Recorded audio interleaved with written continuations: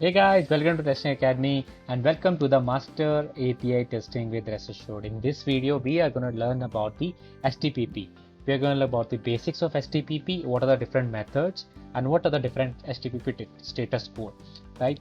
These are a few of the concepts related to status code and STPP are very much important for your interview question. So I will highly recommend you to pay attention on this video. All right, so let's jump into it. Let me make myself a little bit smaller. Right. So we are gonna learn about the STPP methods in probably in the next video, right? So let's learn what is STPP, right? Let me pull up my marker. Yeah. So STPP is nothing but a simple, in a very simple manner, right? STPP is a hypertext transfer protocol, which basically is a most popular application protocol right now used by internet. You have been using STPP from long back. If you are using Google, Facebook, anything like related to over the internet, you are using STPP because you are basically accessing the hypertext or you can say hypermedia over the internet, right? Let me pull up my marker. Yeah. So in STPP, what we do is that clients basically sends a request that we have discussed earlier, right? We have client server, right? Clients basically sends a message to the server using this protocol, right? The server then returns a response message. So message they can communicate over the APIs and they can use a format which is JSON, right? So STPP is nothing but a pull protocol. The client pulls the information from the server. So client was consistently pulling information from the server. It can ask for certain functions. Also, it can ask for certain information, right? Instead, the server pushes information down to the client. So it's basically a pull protocol in that case.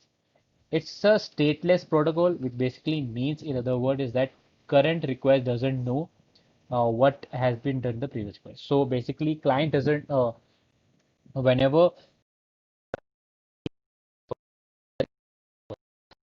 server server doesn't know uh, what has been basically requested in the previous request, right? So it basically acting as a server. So it's basically sitting like this and closing it. If you ask, okay, what is 2 plus 2? It will say 4.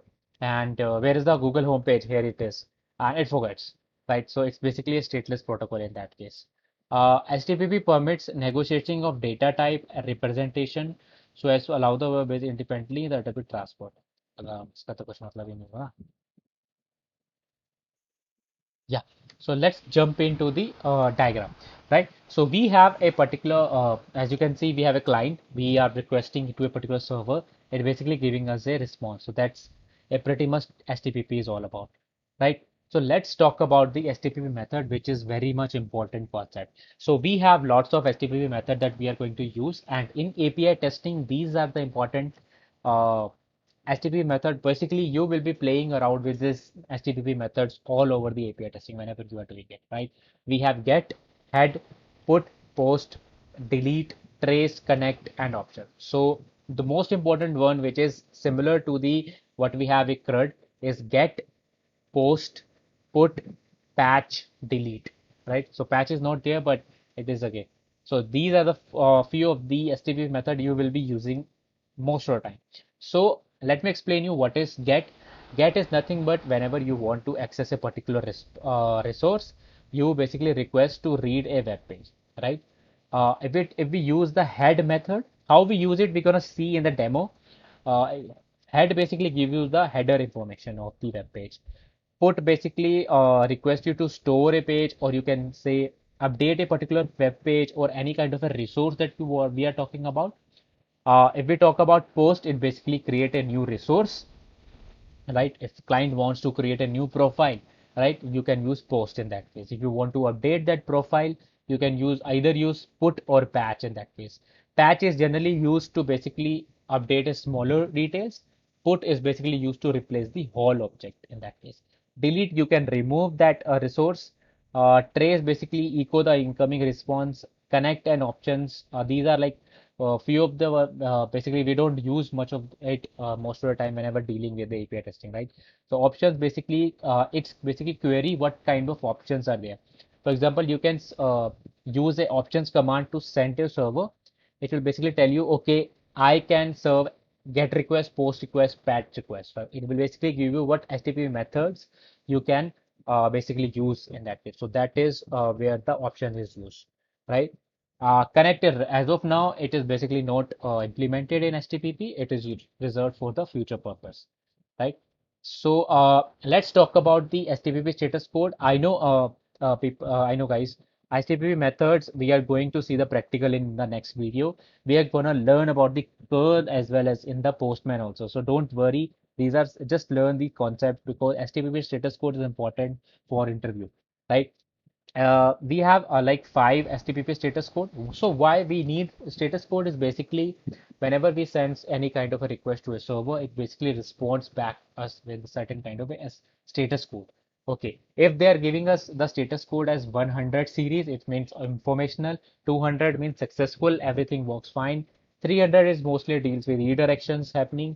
400 client server error, for example, most important one is 404 you have seen, right? That is a client server error. 400 bad request you have seen, right? 500 is mostly about the server error. For example, you have 500, it means server is down, not the client. Make sense? And this is the full chart of it. I will recommend you to go through it one because generally people ask, okay, what is 429, right? So 429 is too many requests. Whenever client is sending too many requests to a server, it's the server will respond back with that 429. And people generally in interview ask, what is 429? What is 500? It is server internal server error. It means client. It means server is not working. What is 404 504, which is gateway timeout? The server has a certain timeout, right? So that you can do. So I will recommend you to go to learn about the status code. Basically, get a information about it. Not learn it, just understand what exactly they do, right? So this is a small video about it, and in the next probably in the video we are gonna see practical demo about the HTTP method, which are most important one, and I'll see you in the next video.